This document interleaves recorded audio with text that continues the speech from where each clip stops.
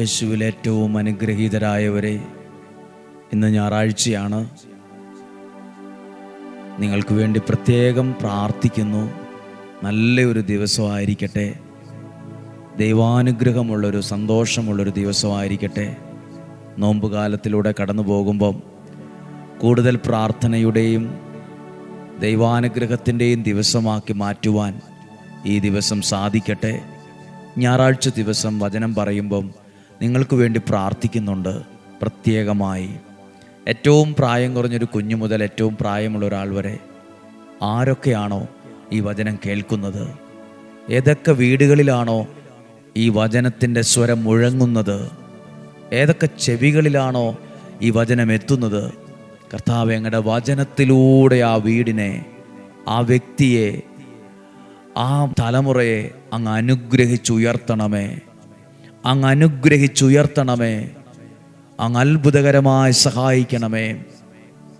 നിങ്ങൾക്ക് വേണ്ടി പ്രത്യേകം പ്രാർത്ഥിക്കുന്നു. ഒരു വാക്കു പറയാം. ദൈവാനുഗ്രഹം ലഭിക്കാൻ വേണ്ടത്ര പരിശ്രമിച്ചില്ലല്ലോ എന്ന് ഒരു കാലത്തും ദുഃഖിക്കാൻ ഇടവരരുത്. എൻ്റെ ജീവിതത്തിലേക്ക് ദൈവാനുഗ്രഹം വരാൻ എനിക്ക് വേണ്ടത്ര പരിശ്രമിക്കാൻ കഴിഞ്ഞില്ലല്ലോ എന്നൊരു കാലത്തും ദുഃഖിക്കാൻ ഇടവരരുത്. അങ്ങനെയും ദുഃഖിക്കുന്നവരെ ഞാൻ കണ്ടിട്ടുണ്ട്. ദൈവാനുഗ്രഹം ലഭിക്കാൻ, ആ സൗഖ്യം ലഭിക്കാൻ, ആ വിടുതൽ ലഭിക്കാൻ, എൻ്റെ മക്കൾ അനുഗ്രഹിക്കപ്പെടാൻ ഞാൻ വേണ്ടത്ര പരിശ്രമിച്ചില്ല, ഞാൻ വേണ്ടത്ര ദൈവത്തിൽ ആശ്രയിച്ചില്ല, ദുഃഖിക്കുന്നവരെ ഞാൻ കണ്ടു. അതുകൊണ്ടാണ് പറഞ്ഞത്, ദൈവാനുഗ്രഹം ലഭിക്കാൻ ഞാൻ വേണ്ടത്ര പരിശ്രമിച്ചില്ല എന്നൊരിക്കലും ദുഃഖിക്കാൻ ഇടവരാതിരിക്കട്ടെ. വേണ്ടതിലധികം പരിശ്രമിക്കട്ടെ. ആവശ്യത്തിലധികമായൊരു പരിശ്രമം നമ്മുടെ മേലുണ്ടായിരിക്കട്ടെ. ആമേൻ. പ്രതീക്ഷയോടെ, പ്രാർത്ഥനയോടെ അല്പനേരം ഈ വചനം കേട്ട് യേശുവിൻ്റെ വചനത്തിലൂടെയുള്ള അനുഗ്രഹത്തെ ഇന്ന് സ്വീകരിക്കാം. വിശുദ്ധ മർക്കോസിൻ്റെ സുവിശേഷം 10-ാം അധ്യായം 50-ാമത്തെ വാക്യം. അന്ധനായ മനുഷ്യൻ്റെ ഒരു വരവാണ്. അന്ധനായ മനുഷ്യൻ ഭിക്ഷക്കാരനാണ്, വഴിയരികിലാണ് ഇരിപ്പ്, പരസഹായം വേണം നടക്കാനും പോകാനും റോഡ് മുറിച്ച് കിടക്കാനും ഒക്കെ, ആരാരും ഇല്ല. അന്ധനായ മനുഷ്യനാണ്. പക്ഷേ യേശു അതിലെ പോയപ്പം അവൻ ഉച്ചത്തിൽ വിളിച്ചു പറഞ്ഞു പ്രാർത്ഥിച്ചു. യേശു അവിടെ നിന്നിട്ട് അടുത്ത് നിൽക്കുന്ന ഒരാളോട് പറഞ്ഞു, അവനെ ഇങ്ങോട്ട് വിളിക്ക്. കേട്ട വ്യക്തി അവനെ വിളിക്കാൻ ചെന്നിട്ട് പറയുവാണ്, യേശു നിന്നെ വിളിക്കുന്നുണ്ട്. 50-ാമത്തെ വാക്യം. അവൻ പുറങ്കുപ്പായം ദൂരെ എറിഞ്ഞ് കുതിച്ചു ചാടി യേശുവിൻ്റെ അടുത്തെത്തി. എനിക്കത് മനസ്സിലാകുന്നില്ല. പുറങ്കുപ്പായം എന്തിനാ അവിടെ ഊരിയിട്ടാ പോരായിരുന്നോ? എന്തിനാ വലിച്ചെറിഞ്ഞത്, ദൂരെ എറിഞ്ഞത്? പ്രിയപ്പെട്ടവരെ, പുറങ്കുപ്പായം ദൂരെ എറിഞ്ഞ പോലെ ചിലതൊക്കെ ദൂരെ എറിയുമ്പോഴാ ജീവിതത്തിൽ ദൈവപ്രവർത്തികൾ ആരംഭിക്കുന്നത്. ചിലത് കളയേണ്ടതിനെ കൊണ്ടു നടന്നാൽ നിന്റെ അനുഗ്രഹം ഇല്ലാതാകും. കളയേണ്ടതിനെ കൊണ്ടു നടന്നാൽ അത് നിന്റെ ഐശ്വര്യത്തെ ഇല്ലാതാക്കും. കാലയിൽ ഒരു മുള്ളു കൊണ്ടെന്നിരിക്കട്ടെ, കളയാതെ കൊണ്ടു നടന്നാൽ അത് അവിടെ ഇരുന്ന് പഴുത്തു വ്രണമാവും. അത് വേദന നിനക്ക് സമ്മാനിക്കും. കളയേണ്ടതിനെ കൊണ്ടു നടക്കണ്ട, കളയേണ്ടതിനെ ദൂരെ എറിയണം. ഇനി ഒരിക്കലും അത് വേണ്ട. അതാണല്ലോ ദൂരെ എറിയുന്നതിൻ്റെ ഒരു അർത്ഥം. അന്ധനായ മനുഷ്യൻ പുറങ്കുപ്പായി യേശു നിന്നെ വിളിക്കുന്നു എന്ന് പറയുമ്പോൾ, നമ്മളൊക്കെ സാധാരണ ഒരാൾ വിളിക്കുന്നുണ്ടെന്ന് പറഞ്ഞാൽ ഉടുപ്പിട്ടോണ്ടല്ലേ പോകൂ. ഉടുപ്പൂരിക്കളഞ്ഞ് ഓടുന്നവരെ ഞാൻ കണ്ടിട്ടില്ല. യേശു നിന്നെ വിളിക്കുന്നു എന്ന് പറയുമ്പോൾ ഉള്ള ഡ്രസ്സൊക്കെ ഒന്ന് വൃത്തിയാക്കി ചേർത്ത് വെച്ച് ബട്ടൺസൊക്കെ ഇട്ടിട്ട് പുറങ്കുപ്പായൊക്കെ ഒന്ന് ഉള്ള പോലെ ഒന്ന് വൃത്തിയാക്കി ഇട്ടിട്ടല്ലേ ചെല്ലേണ്ടത്. ഇതൊരു സൂചനയാണ്, ഇതൊരു പാഠമാണ്. അന്ധനായ മനുഷ്യൻ്റെ അവസ്ഥ മാറിയത്, സിറ്റുവേഷൻ മാറിയത് ആ ഒരൊറ്റ പ്രവൃത്തിയാണെന്ന് ഞാൻ വിശ്വസിക്കുക. അവൻ്റെ ജീവിതത്തോട് പറ്റിച്ചേർന്നൊരു പുറങ്കുപ്പായം ഉണ്ടായിരുന്നു. അതിനെ അവൻ ദൂരെ എറിഞ്ഞ് കുതിച്ചു ചാടി യേശുവിൻ്റെ അടുത്ത് വന്നു. പ്രിയപ്പെട്ടവർ, യേശുവിൻ്റെ അടുത്ത് വന്നപ്പം യേശു ചോദിച്ചു, ഞാൻ നിനക്ക് വേണ്ടി എന്തു ചെയ്യണമെന്നാണ് നീ ആഗ്രഹിക്കുന്നത്? അല്ല, കണ്ടാൽ അറിയാൻ പാടില്ലേ ഈ മനുഷ്യൻ ഭിക്ഷക്കാരനാണ്, പുള്ളിക്ക് കണ്ണൊന്നും കാണാൻ വയ്യ, കാഴ്ചശക്തിയാണ് ഏറ്റവും ആവശ്യമായിട്ട് വേണ്ടതെന്ന് അറിയത്തില്ലേ, പിന്നെ എന്തിനാണ് ചോദിച്ചത്? എന്നാലും നിന്റെ ആഗ്രഹം നിന്റെ നാവിലൂടെ ദൈവം കേൾക്കണം.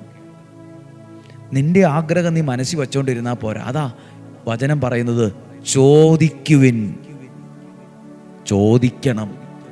ദൈവവചനം കേൾക്കുമ്പോഴേ ചോദിക്കണം. ദൈവം, എൻ്റെ ആഗ്രഹത്തെ ഞാൻ ദൈവത്തോട് പറയണം. എനിക്ക് ശുശ്രൂഷ ചെയ്യാൻ ആഗ്രഹമുണ്ട്, എനിക്കൊരു വീട് വേണം, എൻ്റെ മക്കൾ രക്ഷപ്പെടണം, എനിക്കൊരു നല്ല ഒരു ജീവിതം വേണം, ഒരു വിവാഹം നടക്കണം. ഇതൊന്നും മനസ്സിൽ വച്ചാൽ പോരാ. ഓ, അതൊക്കെ ദൈവത്തിന് അങ്ങ് അറിയാലോ, അങ്ങനെ പറയല്.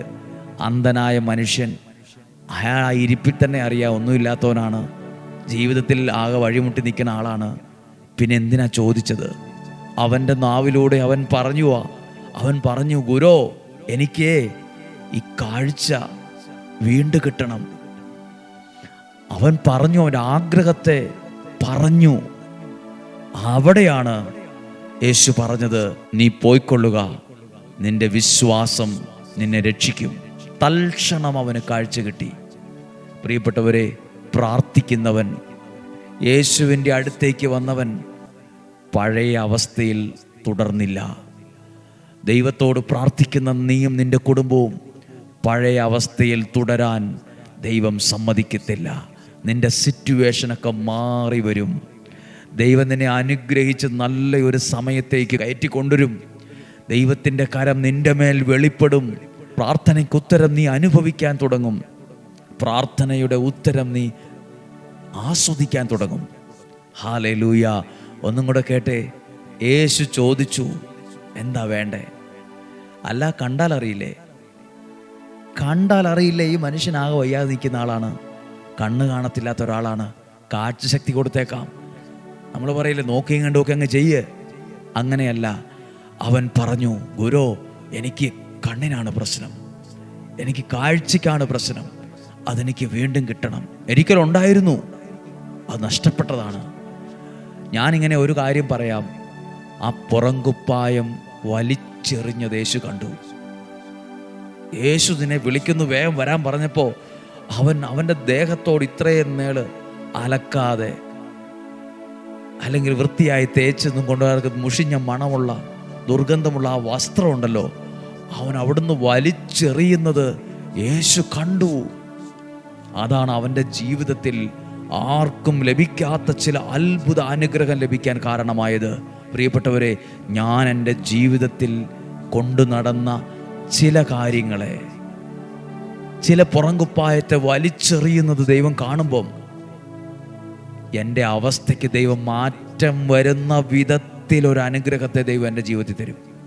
വിലയുള്ളതിന് വില കൊടുക്കണം, വിലയുള്ളതിന് വില കൽപ്പിക്കണം. അപ്പോൾ നിങ്ങളോ അനുഗ്രഹിക്കപ്പെടും.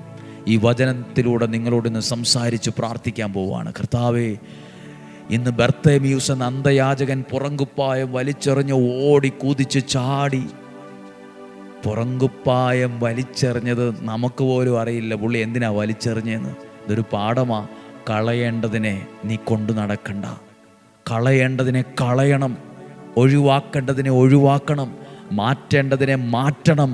അല്ലെങ്കിലോ നിന്നിലൊരു ദൈവപ്രവൃത്തി നടക്കത്തില്ല കുഞ്ഞെ, നിന്നിലൊരു അത്ഭുതം നടക്കത്തില്ല. നീ പഴയ അവസ്ഥയിൽ വീണ്ടും തുടർന്നുകൊണ്ടേയിരിക്കും. നിനക്കൊരു നല്ല കാലം, ഒരു ന്യൂ ലൈഫ്, നല്ല ജീവിതം നീ ആഗ്രഹിക്കുന്നോ? നിന്റെ മനസ്സിൽ നിനക്ക് തോന്നുന്നുണ്ട്, ഇത് വേണ്ട, ഇത് ശരിയാവില്ല, ഇതിങ്ങനെ പോയാൽ പറ്റില്ല. അതൊക്കെ നീ ദൂരെ എറിയേണ്ട പുറങ്കുപ്പായമാണ്. ചിലപ്പോൾ അത് മദ്യപാനമാകാം, ചിലപ്പോൾ അത് എന്തെങ്കിലും തരത്തിലുള്ള ഒരു ദോഷമാകാം, തിന്മയാകാം, കൂട്ടുകെട്ടാകാം. മനസ്സ് പറഞ്ഞോ ദൂരെ എറിയാൻ, പിന്നെ അത് കൊണ്ടു നടക്കണ്ട. അത് നിന്റെ നന്മയെ, നിന്റെ ഐശ്വര്യത്തെ പതുക്കെ പതുക്കെ ഇല്ലാതാക്കി കളയും.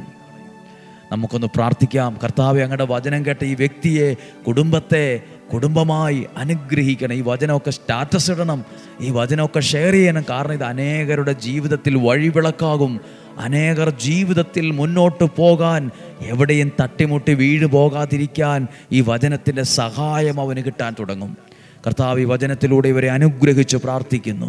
ഈ കുടുംബത്തെ അനുഗ്രഹിച്ച് പ്രാർത്ഥിക്കുന്നു. ഇവർ തലമുറയെ അനുഗ്രഹിച്ച് പ്രാർത്ഥിക്കുന്നു. ഒരാൾ നഷ്ടപ്പെട്ടു പോകരുത്, ഒരാൾ നശിച്ചു പോകരുത്. ദൈവവചനം കേൾക്കുന്ന ഒരാളും ആത്മഹത്യ ചെയ്തു എന്ന് കേൾക്കാൻ ഇടയാകരുത്. അങ്ങയുടെ വചനം കേൾക്കുന്ന ഒരാളും ജീവിതത്തിൽ തകർന്നു എന്ന് കേൾക്കാൻ ഇടയാകരുത്. ഒരാളും വഴിതെറ്റിപ്പോയി എന്ന് കേൾക്കാൻ ഇടയാകരുത്. ഒരാൾ നശിച്ചു എന്ന് കേൾക്കാൻ ഇടയാകരുത്. ഒരാളുടെ ജീവിതവും വൻ പരാജയമായി എന്ന് കേൾക്കാൻ ഇടയാകരുത്. ഒരാളുടെയും കുടുംബം തകർന്നു എന്ന് കേൾക്കാൻ ഇടയാകരുത്. ഒരാളെയും ചതിക്കപ്പെട്ടു എന്ന് കേൾക്കാൻ ഇടയാകരുത്. മുൻകൂട്ടി കാണാനുള്ള കഴിവ് പോലും നിങ്ങൾക്ക് ദൈവം തരട്ടെ.